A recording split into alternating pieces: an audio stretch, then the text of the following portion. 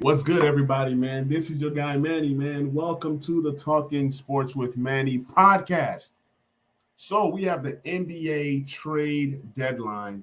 It's finally here, it's finally gone. And I'm actually glad that it's over with because, it's a lot of drama and it's a lot of anticipation.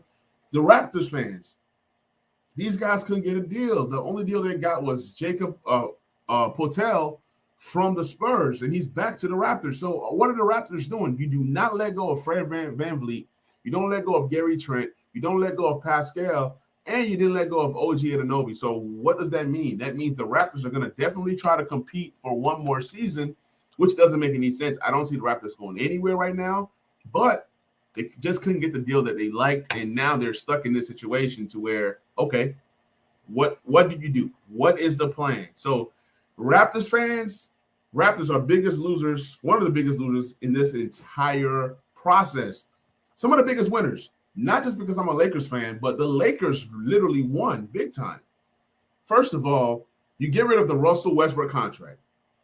You bring in a D'Angelo Russell who has an expiring contract. So just in case the Lakers do not bring in a Kyrie Irving, you also have that avenue to where, guess what? You can now sign a guy like D'Angelo if you don't get a Kyrie.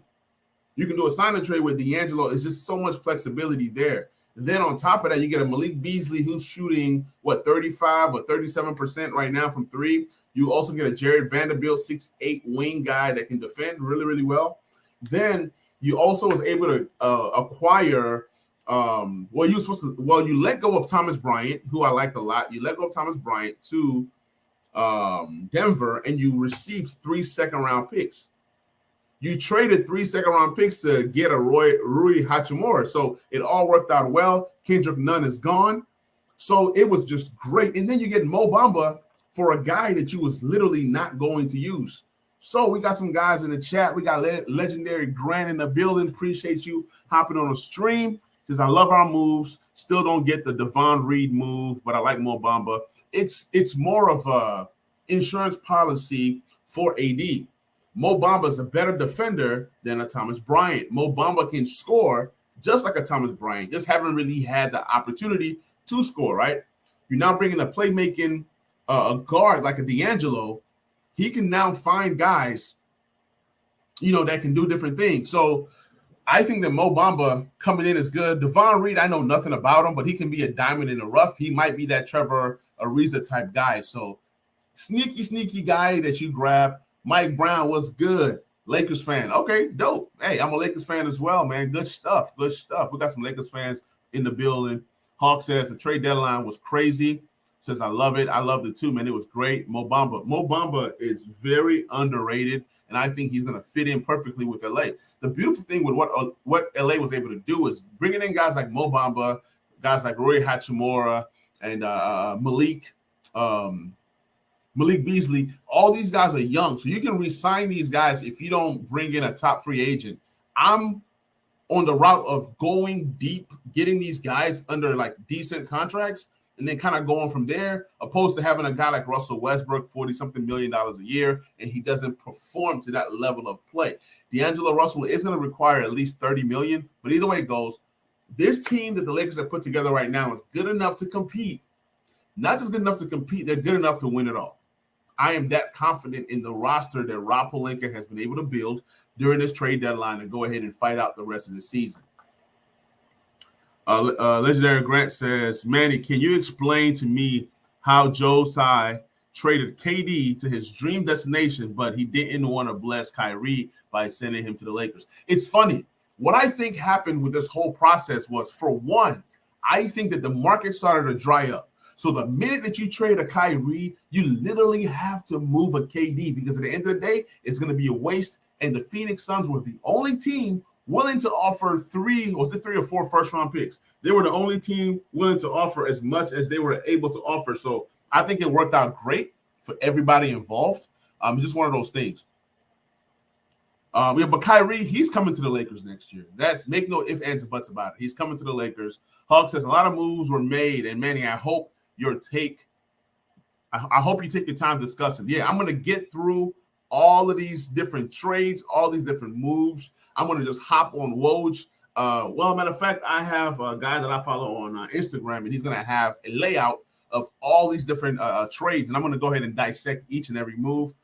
I'm here with you guys for the next 30 minutes, so it's going to be a great time.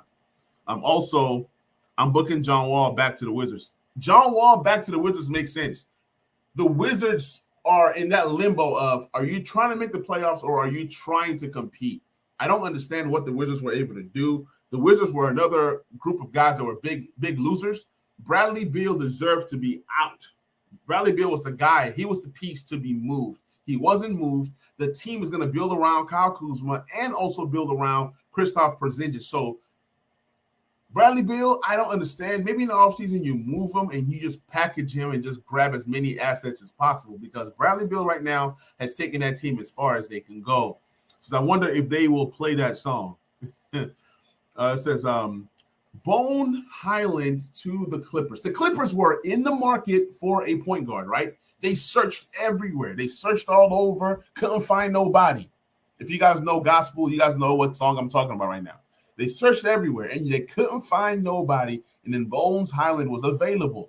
There's even talks that Russell Westbrook, once released, he's going to get a buyout.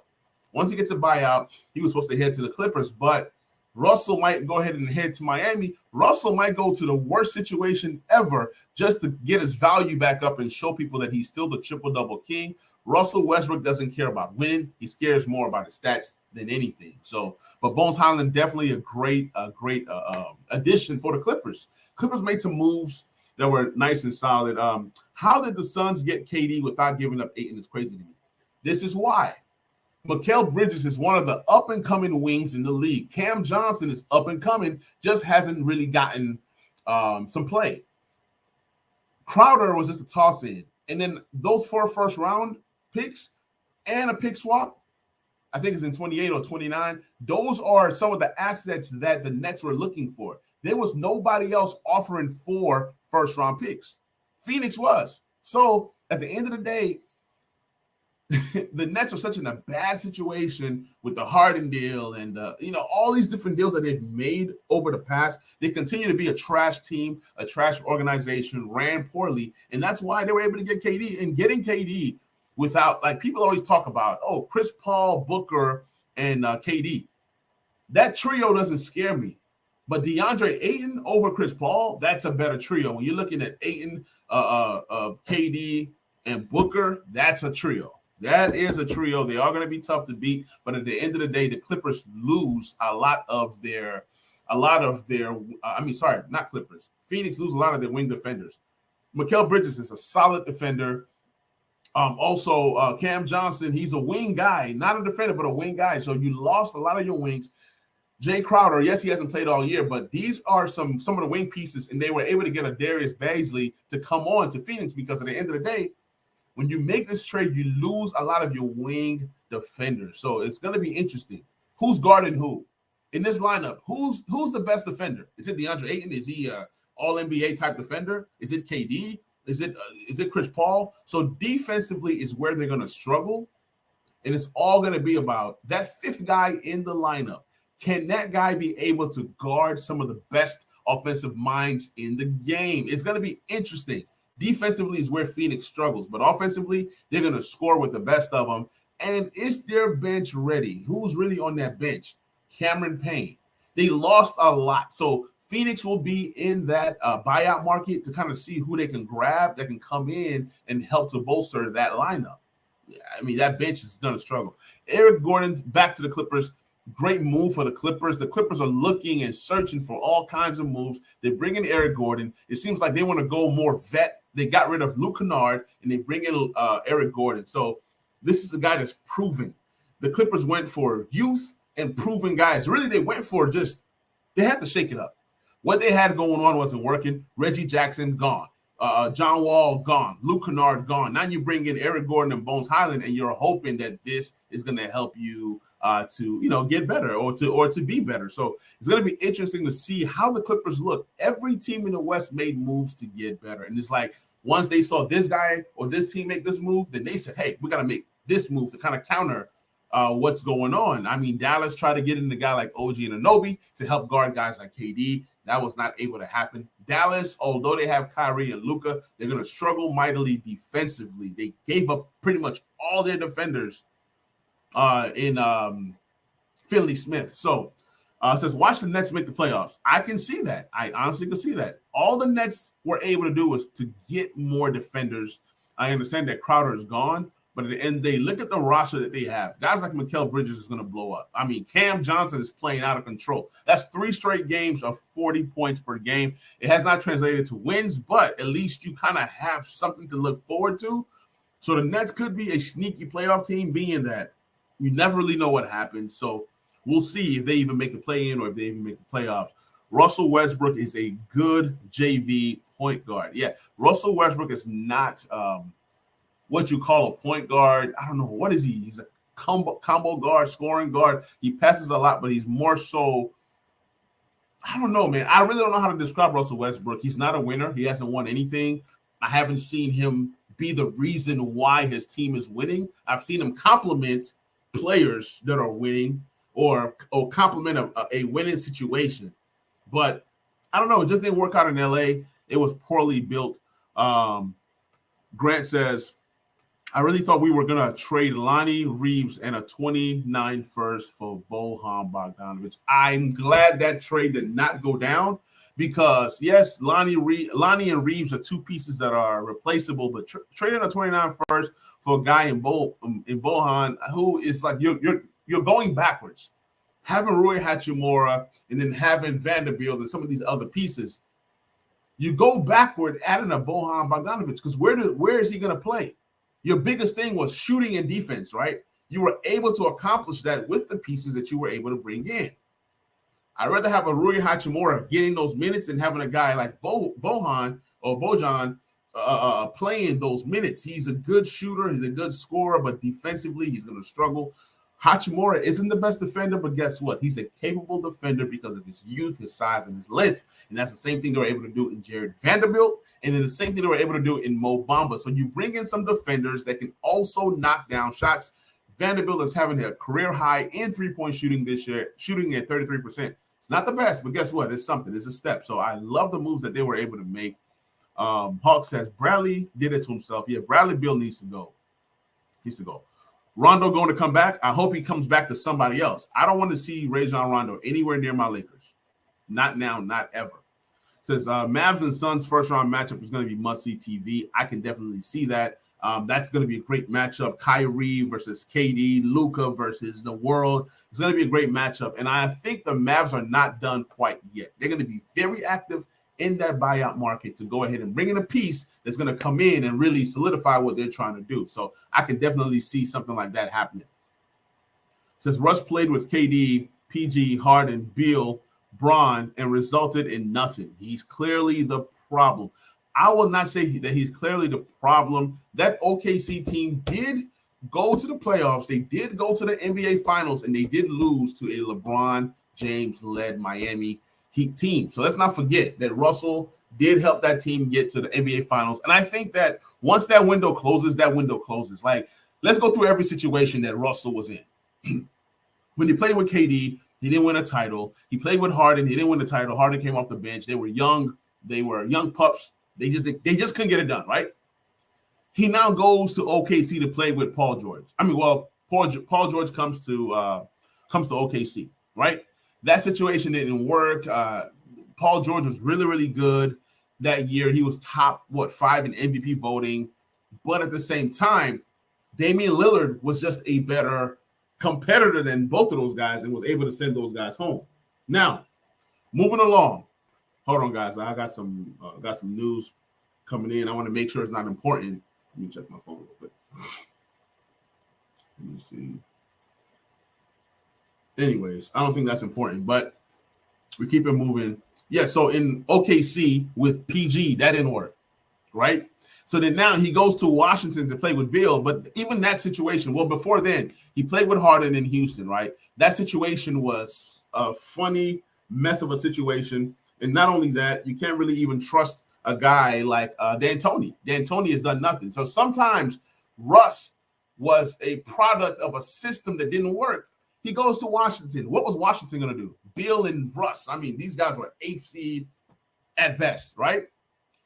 Now he comes to the Lakers to play with Bron. We're thinking, okay, it's going to be a good situation. Russ can just do Russ type things and kind of score. He was not brought to LA to lead. He was not brought to LA to be the guy. He was brought to LA to be that third option, just to score.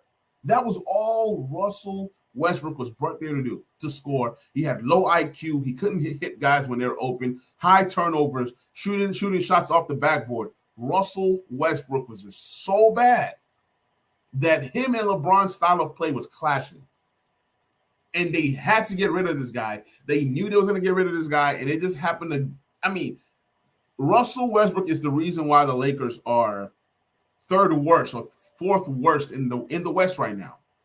Had they got this deal done sooner, we would not be in a situation. Had they gotten Kyrie a long time ago, even for Russ and 2 firsts, it makes sense. And I knew that the more that this lingered, obviously Anthony Davis always getting hurt, street clothes, but that's why the Lakers have done different things in that front court to go ahead and get some guys just in case AD gets hurt once again. You got Rui Hachimura, you got Vanderbilt, you got Mo Bamba, you got, William Gabriel. So you got guys that you can plug in. I'm not saying they're going to give you AD numbers, but by a committee, they're going to be solid. So that's what they were able to do. So sometimes situations are reasons why players don't prosper. And it just didn't happen for Russ in any one of these situations. I know that was long, that was drawn out, but I had to kind of dissect each of that. Where is Lonzo Ball? Lonzo Ball is most likely at home, rehabbing. I think he's still with the Chicago Bulls for now. So that's pretty much what's going on. But let's go ahead and dissect some of these trades. I'm going to go ahead and hit up Woj. Fun fact, guys, Woj blocked me on Twitter. I don't know what I said or what I did, but he blocked me on Twitter. I guess because I was reporting the information that he was reporting as well. I don't know.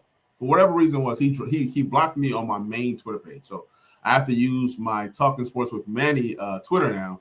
But let's go ahead and run through some of these trades. So any trade that I've not discussed, I'm going to go ahead and get to it. So let's start from, I think last night was like that big deal with KD. Like literally this broke the internet, honestly. Like it was crazy. So that KD deal, let's go ahead and retouch that one more time. The Suns are sending Mikal Bridges, Cam Johnson, Jay Crowder, 4 first-round picks, and a pick swap in 2028 for Durant and TJ Warren. They only got TJ Warren was because they're out of wings. They traded so many wings that you got to get something back, right? That literally, I mean, it just is what it is. This was the best offer on the table for KD, and they were able to get it done. And the crazy thing about this is that KD is still under contract for a few more years. So the Suns really literally got a steal of a deal right here. I mean, I can't get mad. The Nets get unprotected picks in 23, 25, 27, and 29. But the crazy part is that these picks, at least 23 and 25, should be late picks. Now, I don't know what happens to the Phoenix Suns in 27 and 29, but at least these first 2 picks, at least the 23, is going to be a late pick because we all are expecting Phoenix to be a playoff team, right? We get into these comments a little bit. It says, Russ literally leaves this man wide open to chase rebounds and gets inexcusable turnovers. Trying to force assists, he's going to be sitting on the couch for a minute. Yeah, I think he gets a job, but Russ is just more suited for a bench role. He's just a bench player right now. Mike Brown says, Woj is the man. He might be, but I'm not a fan anymore. I'm not going to lie, not being biased, but I think the Lakers have a better team top to bottom than the Suns and Mavs. I've said that.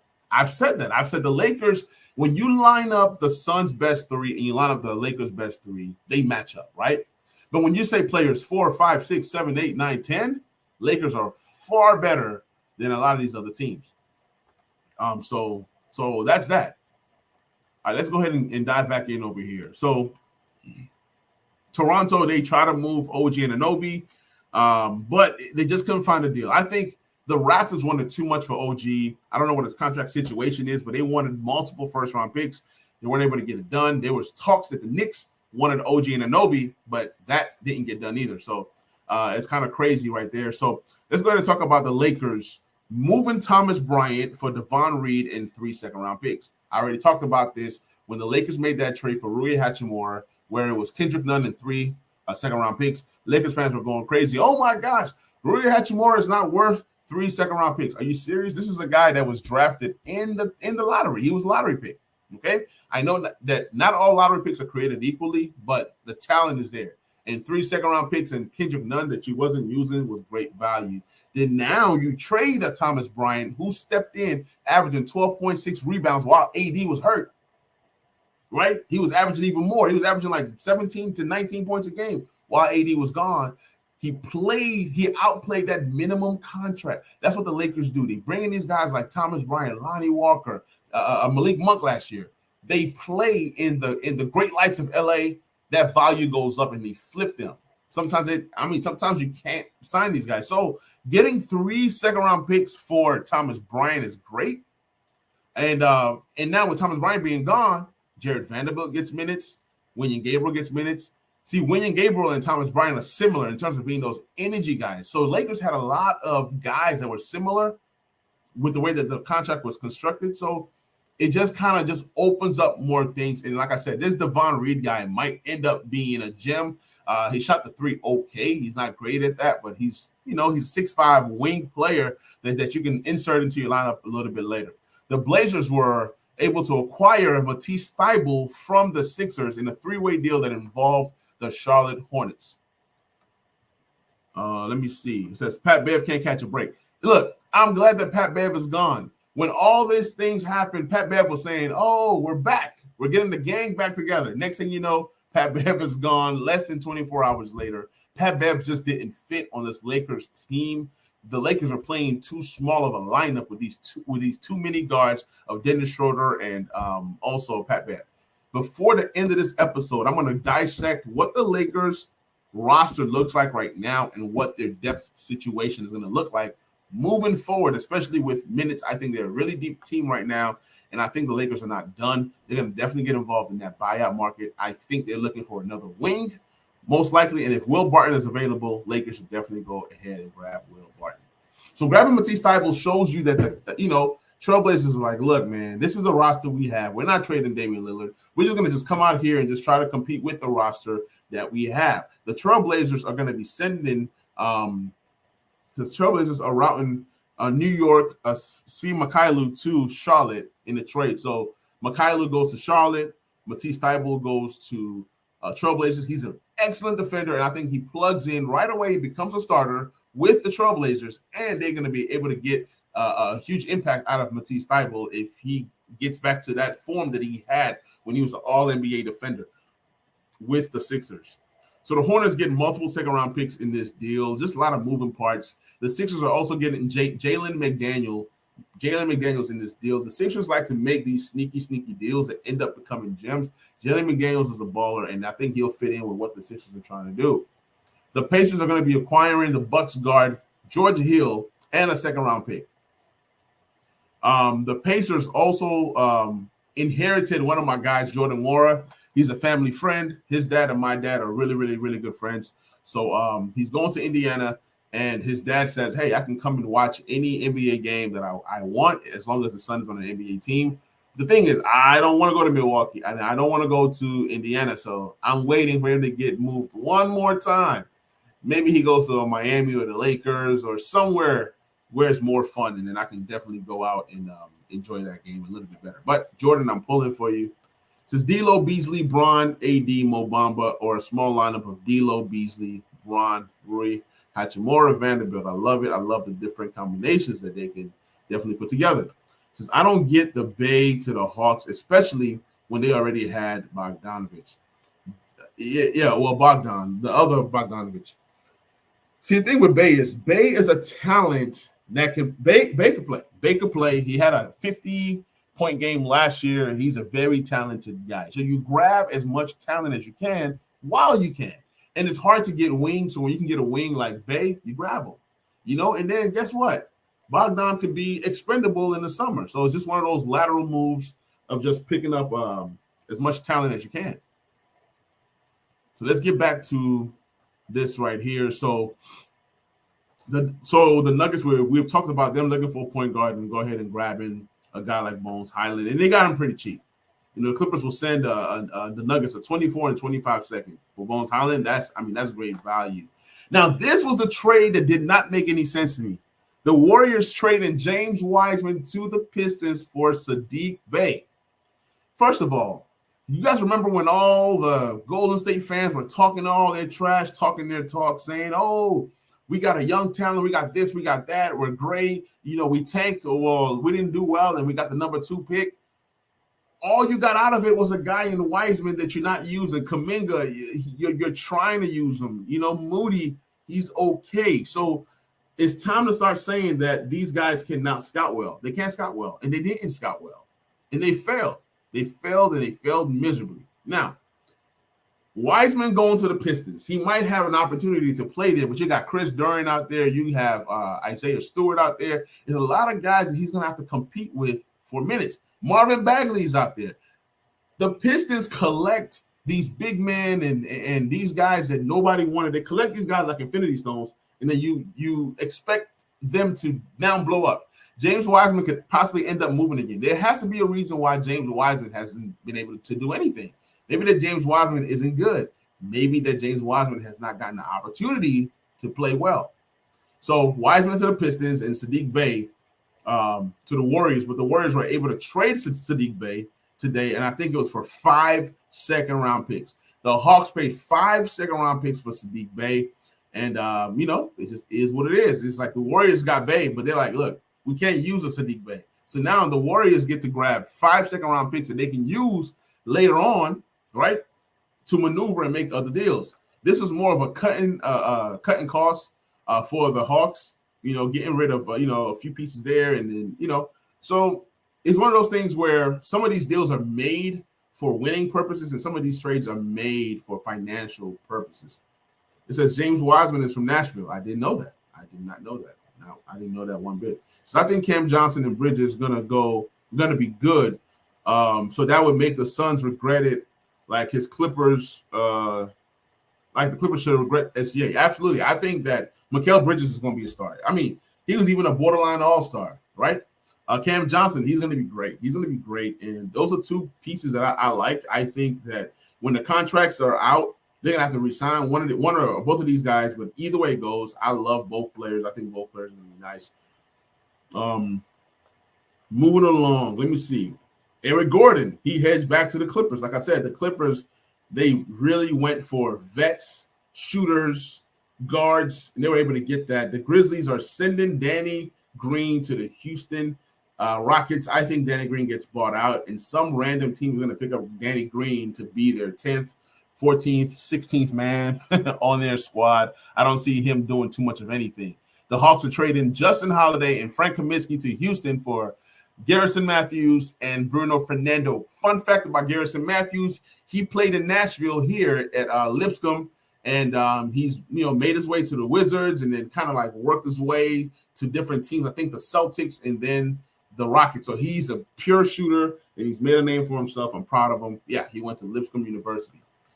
So Danny Green is going to get bought out. Luke Kennard goes to the Grizzlies.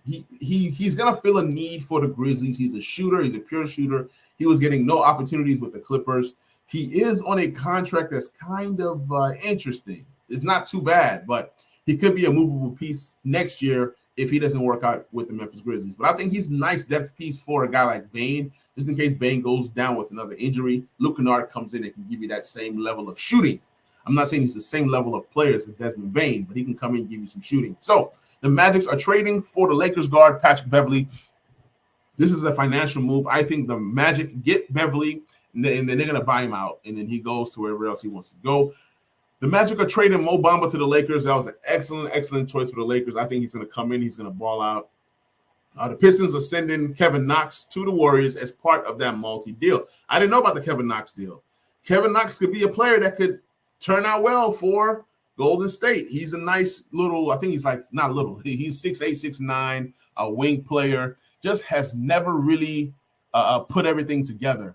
The Hornets are trading center Mason Plumlee to the Clippers. The Clippers were very active during this trade deadline, and getting a Mason Plumlee to back up, or he might even start over a guy like Zubac. So Clippers are loading up for that title run. We'll see how that works out for them. Clippers are sending Reggie Jackson to Charlotte in a deal. I see Reggie Jackson being bought out, and he's going to be in the open market and could potentially join a team that's trying to contend.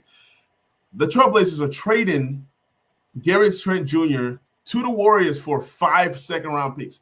You see how things come back full circle. They were able to get rid of James Wiseman, but they didn't want to give James Wiseman to a team like the Trailblazers. So instead, they trade James Wiseman to the Pistons, and then they acquire Bey, right? They trade Bey for 5 second-round picks, and they take those second-round picks and now trade to bring back a Gary Payton who fits in with what the Warriors do. Now the Warriors are locked in. They're ready. They're about to go out there and then, and fight and try to win another title. In the whole midst of Kevin Knox coming to the Warriors are routing him to the Trailblazers in a multi-team deal. So these guys just move left and right. Like sometimes you just can't really just pack your bags and go. You literally have to wait and just assess everything and then see, am I really going to end up where they said that I'm getting traded to? So got some questions in the comment section. I'm going to get to those in a minute. So the Raptors ended up being, buyers and not sellers. They were able to add Jacob Poeltl on the trade deadline, and it just seems like the Raptors are so confused. They don't know whether they want to, work or if they want to, if they want to compete or not. So you don't know what's going on there. Let me see. So the Warriors were able to save roughly $7 million in luxury tax this year due to the trades being made. They're playing chess, not checkers. So the Wizards are working out a contract buyout for veteran Will Barton. He's a 6'7", 6'8" wing player, allowing him to become a free agent. Barton is 32 years old. He in a limited role at Washington, but started 71 games for the Nuggets a season ago and averaged 14.7 points a game. I think that Will Barton is going to be a piece that people are going to be looking for. Let me go through Sham's Twitter feed and kind of see if I covered everything. I don't want to leave any trade unread or discussed. So I'm just going to scroll down as far as I can, and then we'll kind of dive in on the trade deadlines there. Running out of time, so I got to get through this thing pretty quickly. Grant says, do you think the Lakers need anything from the buyout market, like at least one more 3-and-D player? Absolutely. I think that's what they're going to be looking for, another 3-and-D player. I think that's going to be vital to their team. It says my West Conference power rankings right now: Lakers at 1, Clips at 2, Suns at 3, Mavs at 4, Grizzlies at 5, Nuggets at 6. That's very interesting. We'll see. The Lakers are behind pretty much all these teams, so they literally have to start winning some games right now. The Grizzlies have been bad recently, but we'll see how these trades that they've been able to make benefits them. So we all know that Kyrie went to Dallas, and Kyrie possibly ends on the Lakers next year. The Heat traded Dwayne Dedmon to the San Antonio Spurs, probably like one of those salary saving deals type things. Kings, they closed in on the Nets forward Kessler Edwards. Let's keep on going. Jericho Sims is committed to participating in the slam dunk contest. That's interesting. It's interesting when centers enter the slam dunk contest. All right, so LeBron hit the NBA all-time scoring record. We talked about that yesterday on yesterday's stream. So Mike Conley going to Minnesota, he most likely gets bought out, and you can see him possibly on a team like Phoenix backing up Chris Paul. That's what's going to happen. You're going to see a lot of buyouts. You're going to see a lot of players move all over. Boston, losing Jaylen Brown to a facial fracture, he's going to miss some time. That's scary for Boston fans. They're definitely going to be looking for players to go ahead and bring. We talked about the Kevin Durant deal. We talked about the Jacob Poeltl deal. We talked about, the Suns are trading Crowder to the Nets, right? But the Nets ended up trading Crowder to the Milwaukee Bucks. So the Bucks are loading up. Boston Celtics are acquiring more shooting, more of a big, and Mike Muscala to kind of help out Horford with that role of that stretch 4, that stretch 5 type thing. Boston is sending Justin Jackson and 2 second-round picks to OKC for Muscala. What else happened? So my guy, Jordan Nwora, I told you guys, man, he was traded. Bucks traded Jordan Nwora and 2 second-round picks in a deal that was able to bring them Jay Crowder. Jay Crowder feels a need for the Bucks, and the Indiana Pacers pick up my guy, Jordan Nwora, who's going to be something in this league. He just needs time and opportunity. In the midst of getting Jordan Nwora, the Pacers did something real foolish, and that's waiving Gogi Batista. He's a very good player, and I think that somebody's going to definitely pick him up rather quickly. Mike Conley got that money years ago. Yeah, he got the money years ago, and then kind of now he's just a guy now. He's just a guy. So, it's just one of those things. You get your money and you just kind of try to find your role. The Bucks are sending Serge Ibaka to the Pacers as part of that Jay Crowder deal. I see the Pacers cutting Serge Ibaka, buyout of a Serge Ibaka, and then he possibly ends up on a contending team. I don't know who can use the services right now. Maybe Phoenix Suns. I mean, Phoenix Suns are going to rack up a lot on this, buyout market. OKC sending Darius Bazley to Phoenix for Dario Saric and a second-round pick. We talked about that earlier. We talked about Eric Gordon. We talked about Luke Kennard. John Wall back to the Houston Rockets. He's going to get a buyout, and he's going to end up on somebody's team, most likely the Wizards. I don't see a contender bringing in John Wall. I don't know what he can do to actually help a team right now. We talked about the Patrick Beverley and Mo Bamba deal. Josh Richardson is being traded to the New Orleans Pelicans. That's a great, excellent pickup for the Pelicans. I think he's going to fit in perfectly with what the Pelicans do. And the Pelicans, in return, trade Devontae Graham and 4 second-round picks to San Antonio. So these second-round picks are just flying back and forth. I've never seen multiple second-round picks get traded as much as I have in these last few weeks. So Reggie Jackson is going to get a contract buyout, like I said earlier. He's going to find a team that he can come in and play on. Since the Wizards are signing guard Quentin Jackson on a two-way contract, so that's a small little move right there. But every move has to be discussed. The Spurs are waiving center Dwayne Dedmon that they just traded for. He's free to join any team of his choice. The Pacers will waive Serge Ibaka, like I talked about earlier, and he's going to definitely hit that open market. So this is the NBA trade deadline in a nutshell. Hope you guys enjoyed it. We got Monique in the building. What's good? Appreciate you hopping on the stream. It says, hey, Manny, what do you think about the Warriors getting Gary Payton the third back? The second back. Yeah.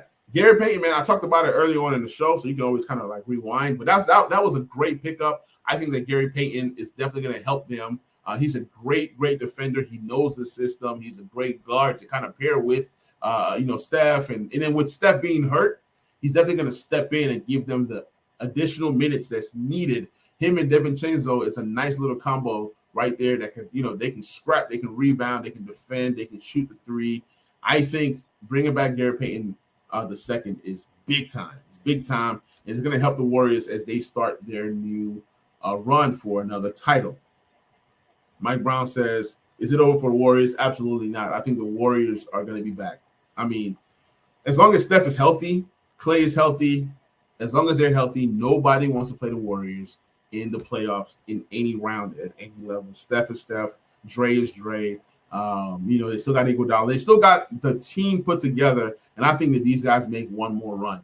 Obviously, they didn't make a lot of moves. We have to remember, Wiggins has been in and out of the lineup. All these guys have been in and out of the lineup, but when it gets to March, April, that's when these guys start to ramp up. So expect the Warriors to have a huge impact the rest of the way. So, guys, I'm Manny. This is the Talking Sports with Manny podcast. Hopefully, you guys enjoyed this trade line deadline special.